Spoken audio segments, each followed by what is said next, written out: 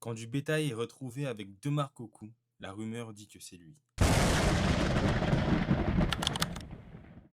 Le nom vient de l'espagnol chupacabras qui veut littéralement dire celui qui suce les chèvres. La légende explose à Porto Rico en 1995 quand on retrouve des chèvres et des moutons vidés de leur sang. Des témoins parlent d'une créature aux yeux rouges avec une crête dans le dos qui marche sur 2 jambes. Et très vite, il y a de plus en plus de témoins. Au Chili, au Texas, au Mexique, la créature devient pan-latino. Mais 2 versions circulent. La version reptilienne qui vient de Porto Rico en 1990, qui lui décrit des épines dans le dos, une peau grise, des yeux rouges et des déplacements en sautillant. Et la version canidée sans poils qui vient du sud des USA. On les compare à des coyotes, des chiens renardés, avec une peau nue, des dents gigantesques. Ce qui correspond souvent à des animaux qui sont atteints de la gale, qui sont amaigris et qui deviennent méconnaissables.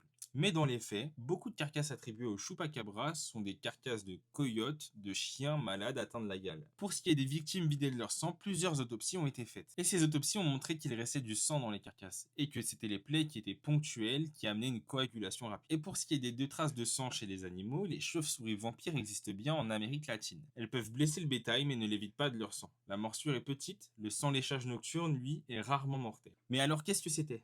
Un prédateur inconnu? Un chien malade qu'on ne reconnaissait plus à cause de maladies, ou un mythe moderne créé par la télé et les journaux pour faire peur à la population.